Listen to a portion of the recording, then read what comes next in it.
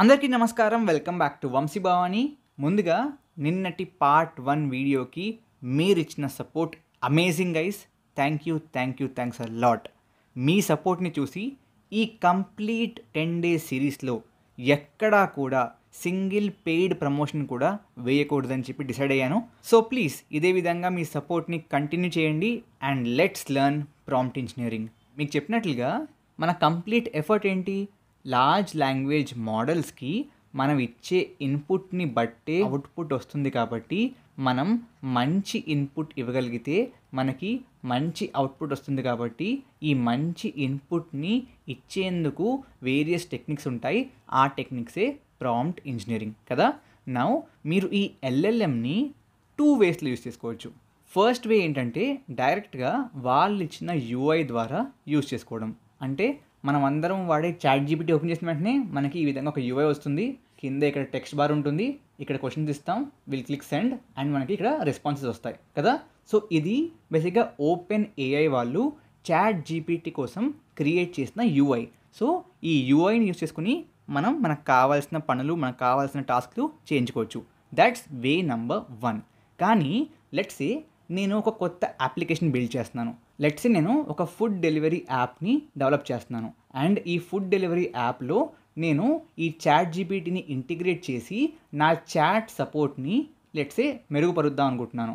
అప్పుడు మీరు డైరెక్ట్గా మీ కస్టమర్స్ని వెళ్ళి చాట్ జీపీటీ యూఐని వాడి అక్కడ క్వశ్చన్స్ అడిగి దాని నుంచి ఆన్సర్స్ తెచ్చుకోమా అని చెప్పలేం కదా. Because we want to keep our users on to our platform. So దానికోసం there is way number 2. That is via APIs అనమాట. సో ఏపీఐస్ని యూజ్ చేసుకుని మనం ఎల్ఎల్ఎమ్స్తో ఇంటరాక్ట్ అవ్వచ్చు. ఏపీఐస్ అంటే ఏంటి? APIs stand for application programming interface. ఎక్కువ టెక్నికల్ డీటెయిల్స్కి వెళ్ళకుండా మాట్లాడుకుంటే ఏపీఐ అనేది ఈ ఎల్ఎల్ఎం యొక్క బ్యాక్ ఎండ్ని యూజ్ చేసుకునే ఒక విధానం అనమాట. ఇక్కడ ఈ యూఐలో కూడా ఇక్కడ సెండ్ మీద క్లిక్ చేసిన వెంటనే ఏం జరుగుతుందండి? ఆటోమేటిక్గా ఇదేమైనా మ్యాజికా? కాదు కదా. మీరు అడిగిన క్వశ్చన్ బ్యాక్ ఎండ్కి వెళ్ళి ఆ బ్యాక్ ఎండ్ నుంచే కదా రెస్పాన్స్ వస్తుంది. సో మనం ఈ ఏపీఐస్ ద్వారా ఏం చేస్తామంటే ఈ యూఐ లేయర్ని మనం డైరెక్ట్గా ఎలిమినేట్ చేసేస్తాం. ఎలిమినేట్ చేసి డైరెక్ట్గా ఈ బ్యాక్ ఎండ్ని కాల్ చేసి రెస్పాన్సెస్ తెచ్చుకుంటాం. దీనివల్ల యూజ్ ఏంటి? నేను డైరెక్ట్లీ ఈ ఏపీఐస్ని నా ఫుడ్ డెలివరీ వెబ్సైట్లో ఆర్ యాప్లో ఇంటిగ్రేట్ చేస్తాను. So that I can directly support them with the ChatGPT chat facility inside my own app or my own website. అర్థమైందా? సో ఈ విధంగా 2 waysలో యూస్ చేసుకోవచ్చు. Okay great. ఇప్పుడు ఈ యూఐ ఉంది కదా, ఈ యూఐ అందరూ వాడుకోవచ్చు. ఆల్రెడీ అందరూ వాడుతున్నారు కూడా. కాబట్టి దీంట్లో యూజర్స్కి ఎటువంటి డిఫికల్టీ ఉండదు. కానీ ఏపీఐలో మీకు చెప్పినట్లుగా కోడింగ్ ఇన్వాల్వ్ అయి ఉంది. అండ్ ప్రతి ఒక్కరికి కోడింగ్ రాదు కదా. ఫర్ ఎగ్జాంపుల్ నేను ఒక కంపెనీని రన్ చేస్తున్నాను. నా కంపెనీలో సాఫ్ట్వేర్ డెవలపర్స్ ఉన్నారు. సో నిజంగా నేను ఏపీఐస్ వాడదాం అనుకుంటే వాళ్ళు దాన్ని ఇంటిగ్రేట్ చేస్తారు. కానీ ఏపీఐస్కి నేను మనీ పే చేసే ముందు నాకు తెలియాలి కదా ఇది వర్కౌట్ అవుతుందా అవదా అని చెప్పి. కాబట్టి ఏపీఐస్ టెస్టింగ్ కోసం ప్రతి ఎల్ఎల్ఎం కంపెనీ ప్లే గ్రౌండ్స్ని రిలీజ్ చేస్తుంది. Let me show them to you. ఈ ఇంటర్ఫేస్ మీరు చాలాసార్లు చూసుంటారు. This is the normal UI for ChatGPT. అదేవిధంగా దీన్ని కూడా చాలాసార్లు చూసుంటారు. This is the UI interface for Gemini. ఈ రెండు ఈ ఫస్ట్ వేలోకి వస్తాయి. ఏంటది? యూఐ యూస్లోకి. సెకండ్ వే కోసం చెప్పినట్లుగా they have playgrounds. So this is the playground for OpenAI. So చాట్ జీపీటీకి ప్లే గ్రౌండ్ ఇదనమాట. Okay. So will discuss about what system is, user అంటే ఏంటి, ఈ టెంపరేచరు, మ్యాక్స్, టాప్ ఇవన్నీ ఏంటో డిస్కస్ చేద్దాం. అదేవిధంగా let me show you the Gemini playground also. So this is the Gemini playground. Okay. So ఇక్కడ ఈ ChatGPT playground and Gemini playground రెండిట్లో కూడా మీరు చూస్తే ఇక్కడ సైడ్లో సెట్టింగ్స్ ఉన్నాయి. వీటితో మీరు యాక్చువల్లీ కాన్ఫిగరేషన్స్ చేంజ్ చేయొచ్చు. మీకోసం ముందుగానే రాసి ఉంచాను.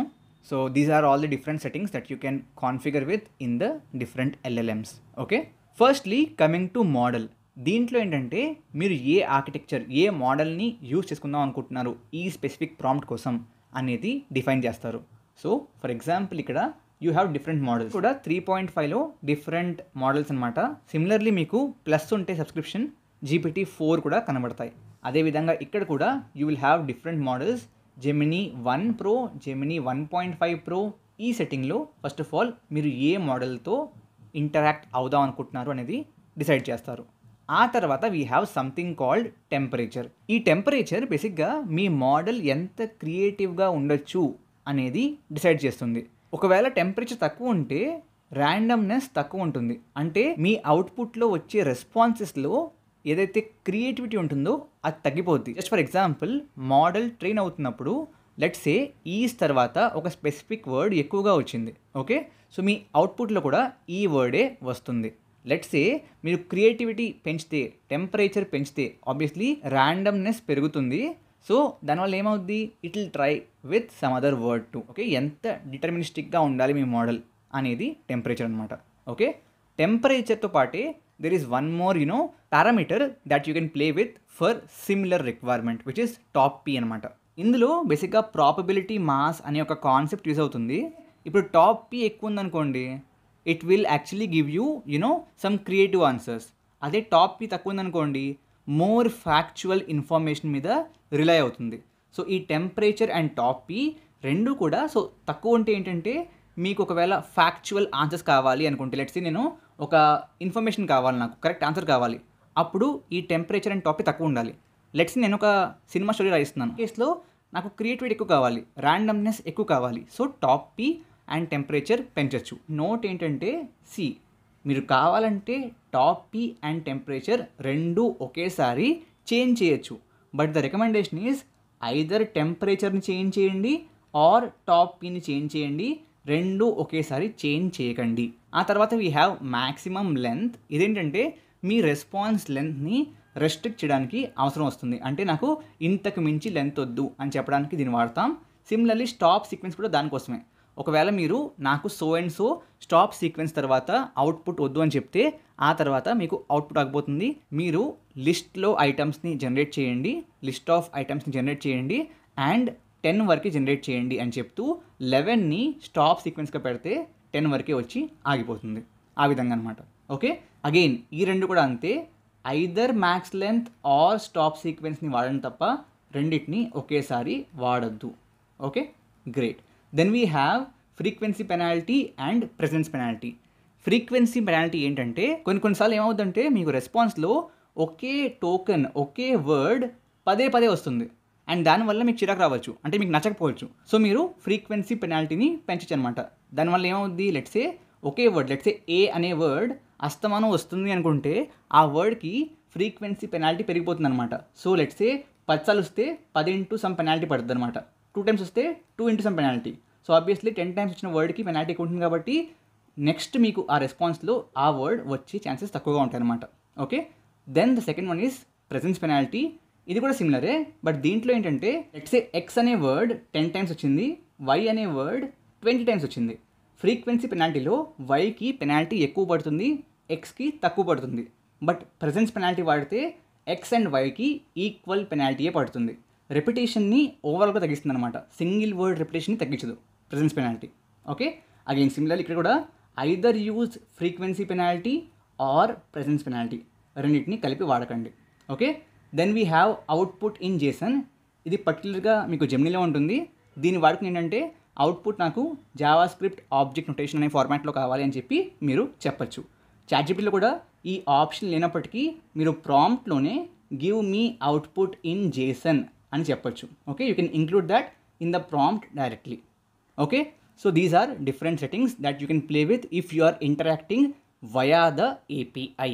ఆ తర్వాత మీరు చూస్తే ఇక్కడ మీకు సిస్టము, యూజరు అండ్ ఇక్కడ ఇంకొక రోల్ ఉంటుంది which can be assistant. Okay, ఇవేంటి అంటే, యూజర్ అంటే మీరు ఇచ్చే అవుట్పుట్, అసిస్టెంట్ అంటే మోడల్ ఇచ్చే అవుట్పుట్, సిస్టమ్ అంటే మీరు ముందుగానే ఆ మోడల్కి ఒక స్పెసిఫిక్ క్యారెక్టరైజేషన్ ఇవ్వడానికి వాడే ఒక కాన్ఫిగరేషన్. లెట్స్ ఇక్కడ నేను you are a experienced software engineer అంటే it will think in terms of software engineer only, legal terms ఆలోచించదు. ఓకే, అండ్ ఇక్కడ యూజర్ అండ్ అసిస్టెంట్ ఏంటి, మీరు కావాలంటే ముందే సో ఈ క్వశ్చన్ వస్తే ఈ విధంగా ఆన్సర్ ఇవ్వి అని చెప్పి మోడల్ ఆన్సర్ కూడా మీరే ఇచ్చేయచ్చు. దానివల్ల ఏమవుతుంది, model will understand that okay ఈ విధంగా క్వశ్చన్ వస్తే ఈ విధంగా ఆన్సర్ ఇవ్వాలి అని చెప్పి. So those are the 3 personas that you can use with system, user and assistant. So one more key point in this video is about prompt elements. So మీ ప్రాంప్ట్లో ఎప్పుడు కూడా ఈ 4 ఎలిమెంట్స్ ఉంటే it will be always better. First the instruction, second the context, third the input data, fourth the output indicator. ఒక example తీసుకుంటే let's say నేను ఒక 4 లైన్స్ ఉన్న పారాగ్రాఫ్ని సమ్మరైజ్ చేయాలి. ఓకే, సో ఈ కేసులో my instruction would be to summarize. Okay, context would be బేసిక్గా ఏ కాంటెక్స్ట్లో దీన్ని సమ్మరైజ్ చేద్దాం అనుకుంటున్నారు అంటే ఈ సమ్మరైజేషన్ ఎవరు వాడతారు? ఒక సాఫ్ట్వేర్ ఇంజనీర్ వాడతాడా, ఒక ప్రోడక్ట్ డిజైనర్ వాడతాడా, లీగల్ టీంలో ఒక అతను వాడతాడా, దాన్ని బట్టి ఏమవుద్ది? సో సమ్మరైజేషన్ కూడా అటువంటి టెక్నికల్ టర్మ్స్ వాడకుండానో చేయొచ్చు. So that's the context. Input data or these 4 lines. ఈ 4 లైన్స్ కూడా ఏంటి? Input data.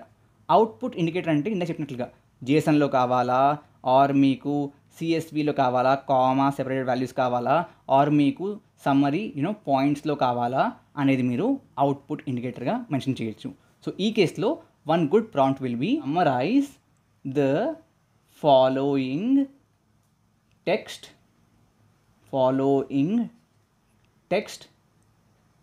For a legal team,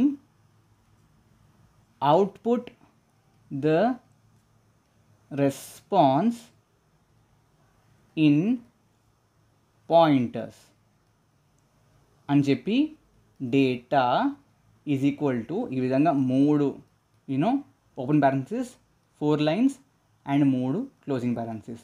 ఈ విధంగా మీరు ఏంటంటే స్పెసిఫిక్ డేటాని హైలైట్ చేయొచ్చు using this 3 opening and closing quotations. Okay, so definitely this is just the start అండి. We'll discuss more about techniques and all of that, and coming videos లో we'll directly start using the ChatGPT UI. దీంట్లోనే chat చేద్దాం instead of writing it on the whiteboard. So stay tuned. Thank you very much. Jai Hind, Jai Bharat.